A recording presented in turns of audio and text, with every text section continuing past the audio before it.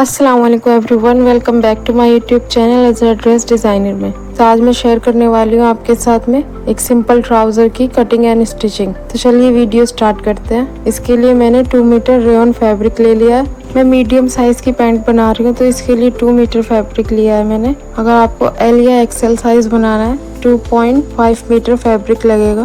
Fabric को मैंने 4 layer में सेट कर लिया है और फैब्रिक पर मैंने एक मार्क कर लिया है सीधा करने के लिए। इसके बाद मैं एक 3 इंच पे मार्क करूंगी जो हमारा इलास्टिक फोल्ड में जाएगा और उसको भी स्केल की हेल्प से सीधा कर लूंगी। तो जितना भी हमारे थाई का राउंड आता है उसको 2 से डिवाइड करके एंड 2 इंच की लूजिंग ऐड करके इसको मैंने मार्क कर लिया 14 इंच पे। 12 मेरा फिक्स आ रहा था, 2 इंच प्लस करके 14 इंच पे मैंने इसको मार्क कर लिया है। अभी मैंने क्रॉच पॉइंट का मार्क किया है 14 इंच पर। क्रॉच पॉइंट भी इसी तरह से निकलता है, जितना भी हमारा फिक्स हिप होता है तो हम 4 से डिवाइड करते हैं प्लस 2 इंच ऐड करके उसको हम मार्क कर लेते हैं। फ्रंट के साथ ही मैंने बैक पार्ट की भी मार्किंग कर ली है।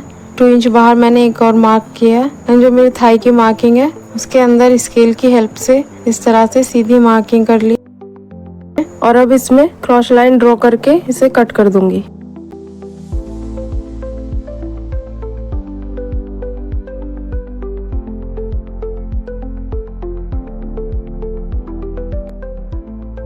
इसके बाद में मैंने वेस्ट पर 1.5 इंच की क्रॉस में मार्किंग कर दी है बैक पार्ट के लिए, जिससे कि वेयर करने में ये अनकंफर्टेबल ना रहे। जितनी हमारी फैब्रिक की लेंथ थी हमने पूरी ले ली थी। अभी इसकी लेंथ 37.5 इंच है। 37 इसकी रेडी लेंथ रहेगी। इसकी थाई विड्थ हमने 14 इंच ली थी तो उसके हाफ पर हम मार्क करेंगे 7 इंच एंड मोहरी रहेगी हमारी 8 इंच। तो 8 इंच पे मार्क करके कर्व स्केल की हेल्प से इन मार्किंगों को मैं ज्वाइन कर दूंगी एंड 2 इंच बाहर मार्क करके बैक पार्ट की भी एक ही साथ में मार्किंग कर लूंगी।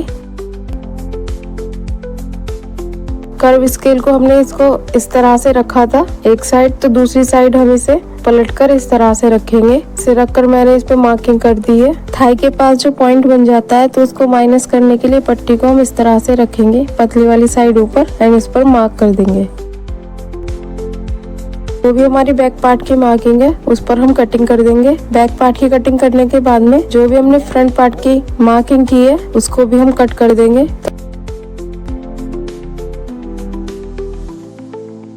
कटिंग मेरी कंप्लीट हो चुकी है। चलिए अब इसको स्टिच करते हैं।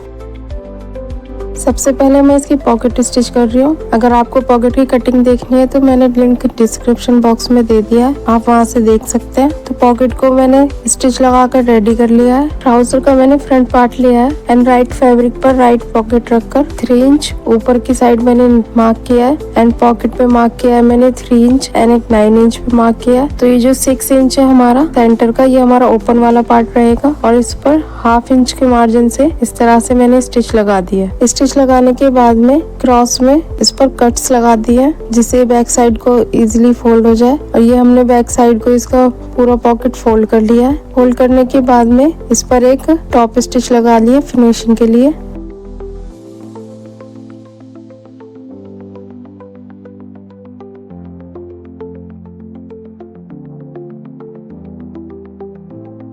ट्राउजर के बैक पार्ट पर फ्रंट पार्ट को इस तरह से राइट पे राइट फैब्रिक रखकर स्टिच लगाऊंगी एंड जहाँ पर हमारा पॉकेट का कट आ रहा है वहां तक ये चारों पार्ट पर स्टिच लगेगी।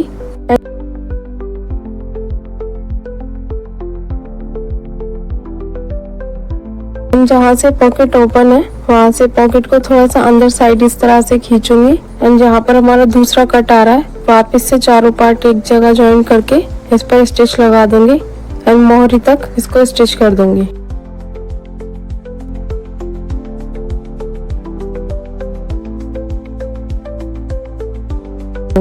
पॉकेट हमारा बनकर तैयार हो गया है। अगर आपको दोनों साइड पॉकेट लगाने हो तो सेम इसी तरह से दूसरी साइड भी पॉकेट लग जाएगा, बट मैंने सिर्फ एक ही साइड पॉकेट लगाया राइट साइड, तो दूसरी वाली साइड मैंने ऐसे ही स्टिच कर ली है। जितने भी ये जॉइंट्स हैं उन पर मैंने इंटरलॉक लगाकर मार्जिन को इस तरह से बैक साइड की तरफ करते हुए इन सब पर टॉप स्टिच लगा दिए एंड टॉप स्टिच लगाने के बाद में मैंने इसमें मियानी अटैच की है।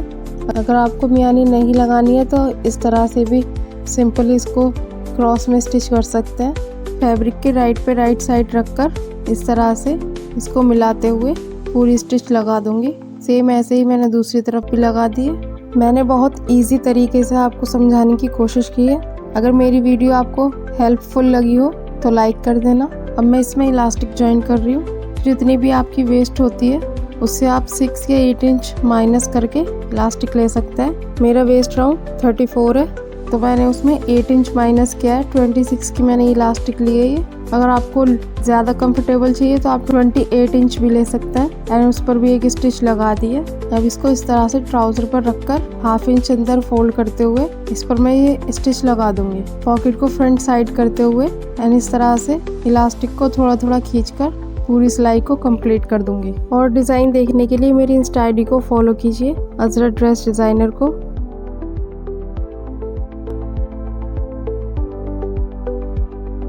पूरी इलास्टिक मेरी अटैच हो चुकी है। फैब्रिक एंड इलास्टिक को हम इस तरह से खींचेंगे इसको, जिससे कि इक्वल हो जाए, कहीं पे भी हमारी प्लेट्स ना बने। और इसके बाद में हम इस पर सेंटर स्टिच लगा देंगे। इलास्टिक कंप्लीट करने के बाद में मोहरी में मैंने फोल्डिंग पट्टी लगाई है क्योंकि इसकी लेंथ थोड़ी सी कम थी। फोल्डिंग पट्टी के लिए मैंने 3.5 इंच इसकी विड्थ ली है, जिसमें से 1 इंच हमारे स्टिच एंड फोल्ड में चला जाएगा। मोहरी फोल्ड करके 8 इंच की मोहरी जो हमने विड्थ कट की थी उस पर मार्क करके पूरे पर एक साइड स्टिच लगा दी है एंड हमारा ट्राउजर बनकर कंप्लीट हो गया। बहुत डिटेल में मैंने आपको इस वीडियो में बताया है कि आप किसी भी साइज की पैंट फॉर्मूले के साथ किस तरह से बना सकते हैं आसान तरीके से।